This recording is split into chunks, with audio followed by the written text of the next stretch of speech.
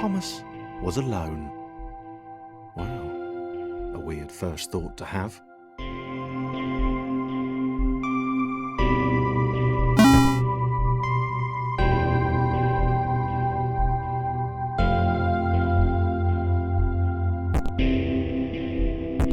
Thomas decided to start listing his observations for posterity. 1. The whole alone thing. 2. Portals. They led somewhere. He'd yet to work out where. 3. Falling. Thomas was absolutely fantastic at falling. He was almost as good at falling as he was at observing.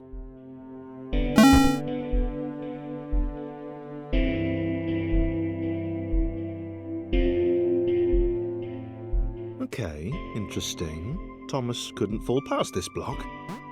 Think, damn it, think. What if there was some kind of inverted fall? Some way to... what's the word? Jump. It worked! A big jump. But Thomas noted there was no real danger in missing it. The world didn't want him to fail here. It was pushing him, but gently.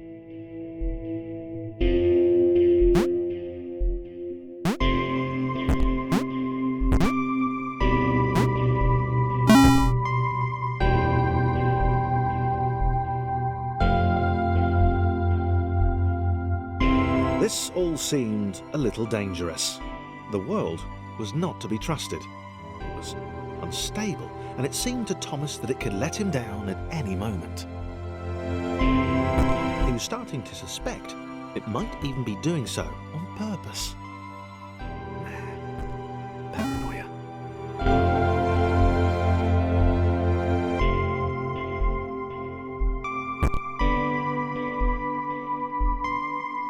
Thomas wondered whether the portals were actually taking him anywhere. He felt like he was making progress, but there wasn't really any way to know. He seemed to be moving predominantly up and to the right, which might, or might not, be important.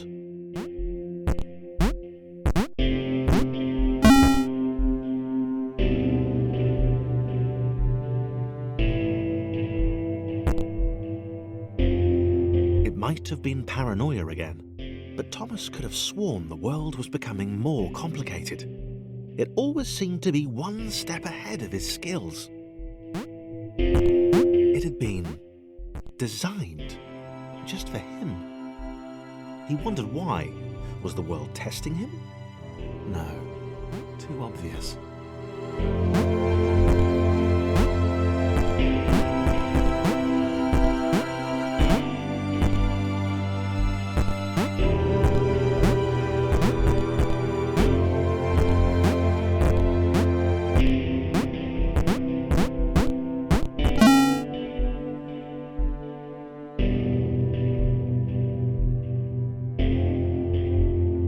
Something about the boiling, toxic, glowing water intimidated Thomas. He didn't like it. He certainly didn't want to swim in it. He made another mental note. 4. Water. Not...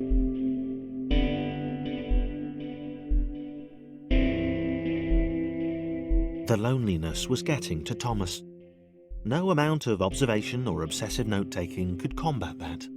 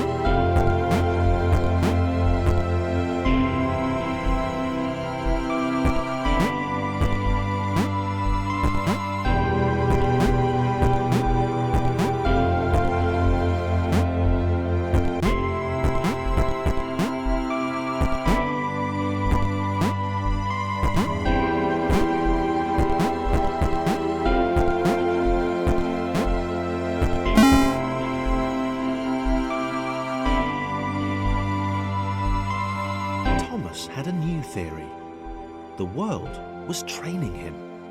He could feel himself getting smarter. There was the mental list to consider. Over the minutes and seconds since his spontaneous generation, he'd become a pretty skilled jumper. He was evolving. He just wished he had someone to share it with.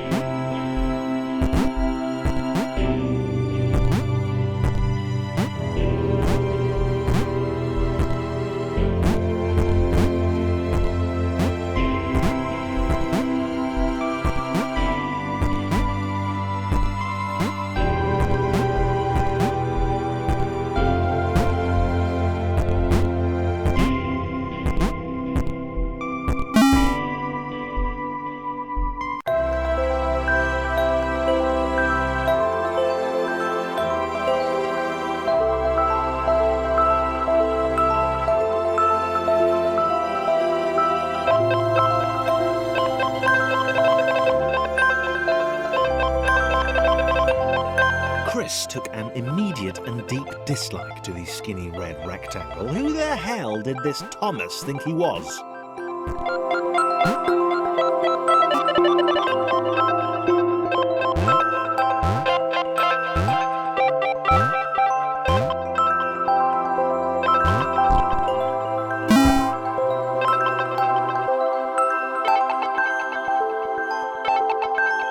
Chris had been doing fine. He wasn't the highest jumper, but he'd held his own. He'd even been graceful at times. Well, not technically graceful, it's probably the wrong word, but, fine. There was that skinny little runt leaping about like he owned the place.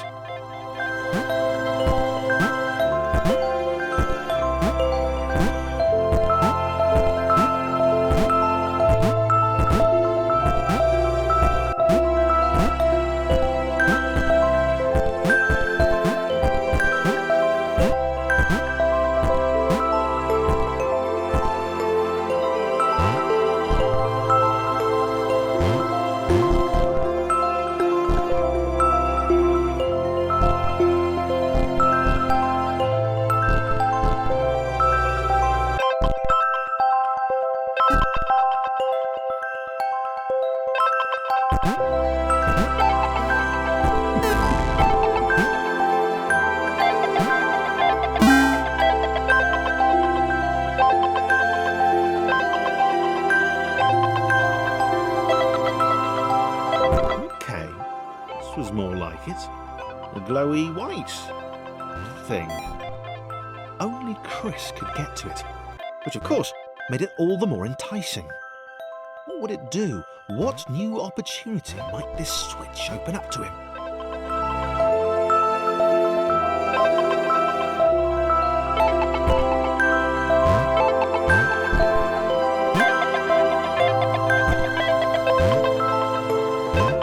Great. Another chance for Thomas to jump slightly higher than Chris. How fortunate. Seriously, this made the whole switch pressing thing entirely worthwhile.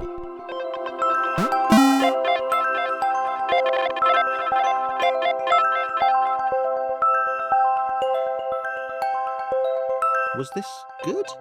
Because on the surface, it did not seem good. Chris was pretty scared. Little Red seemed fine, happy to be on his merry little adventure. Chris couldn't shake the feeling that things had taken a significant turn for the worse since Thomas had joined him. Sure, he'd been able to piggyback his way to ever so slightly higher platforms, but where had that got him? Well, to ever so slightly higher platforms, which was sort of his point.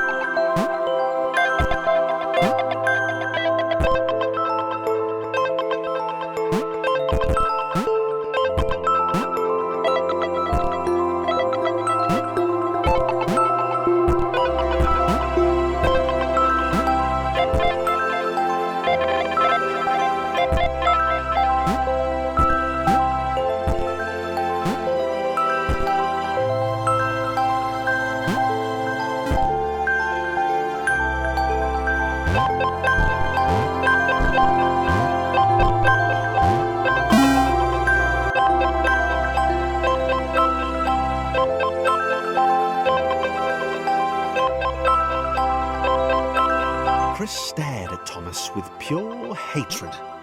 He seemed so very happy at their situation. Friends together, a brave fellowship of quadrilaterals on a quest for greatness. That would be fine. But it was all the obvious observation that Thomas was doing which grated. Every time they saw something vaguely new, Chris would hear a satisfied little from the vaulting idiot. He hoped the next portal would split them up, if only for a few levels.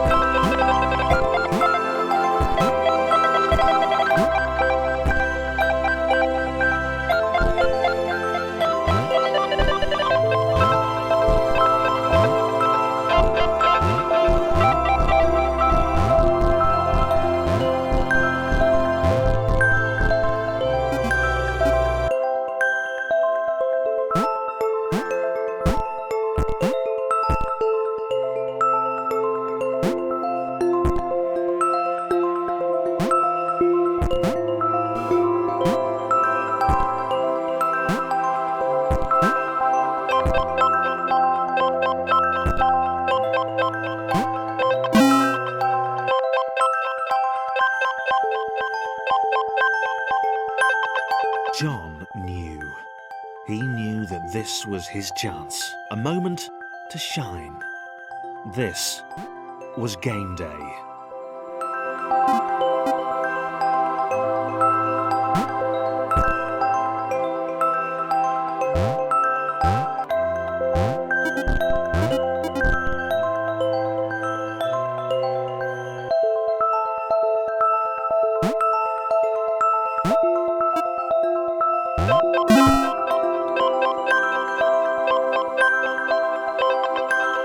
This would not do. John needed room to show off his exceptional skills.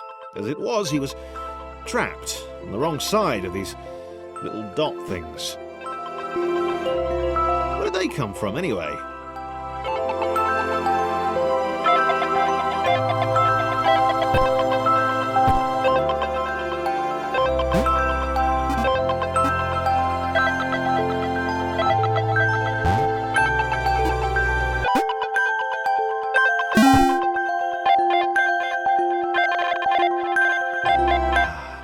John inhaled the air of the open space, and it smelled of awesome. Time to flex those muscles, to put his training to use, time to show those little dots how it was done.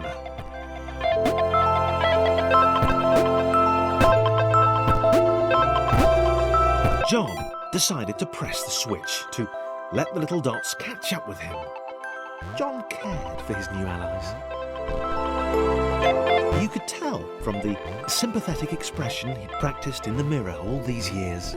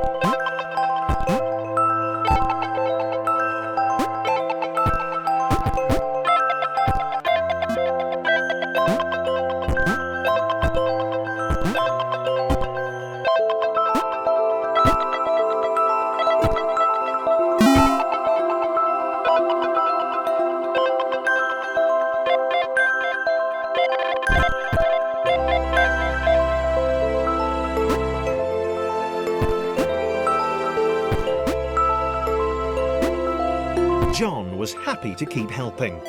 He felt it was important to his image that he was seen to help the little guys.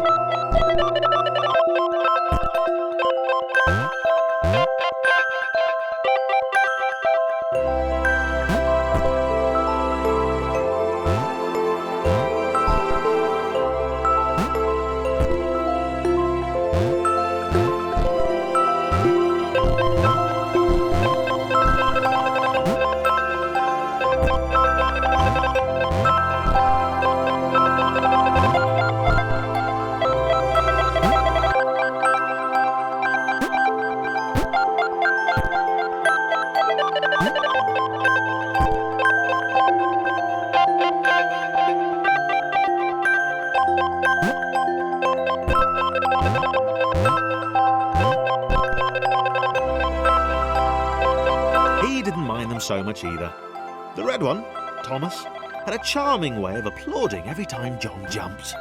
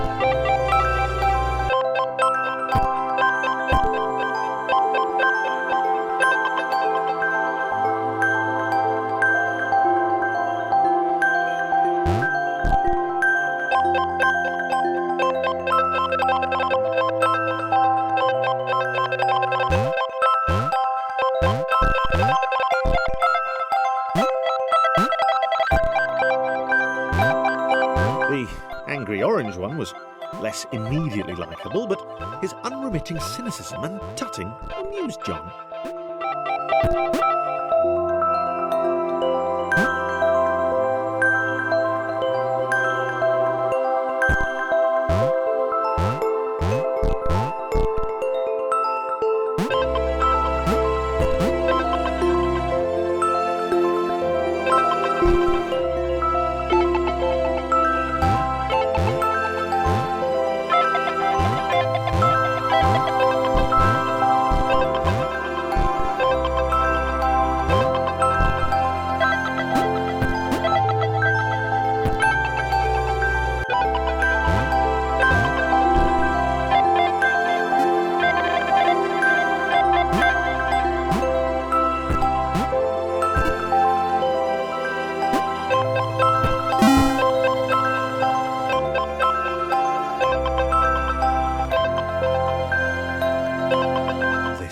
Interesting. A floating target. This would require coordination, balance, and timing. John was sure the dots would be lost, but he was happy to guide them to triumph.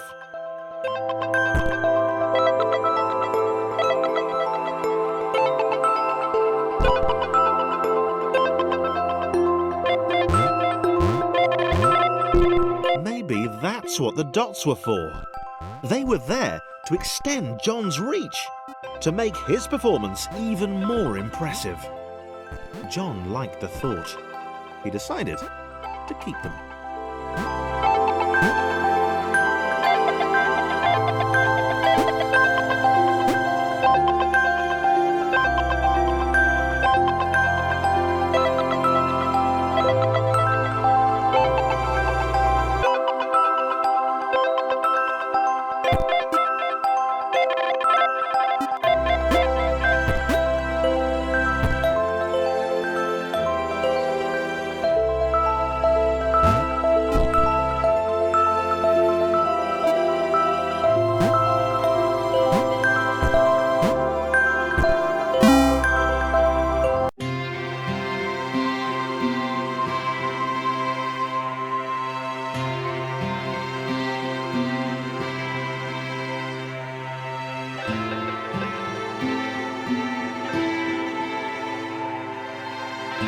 So, this was how Claire would die. She knew it would happen eventually.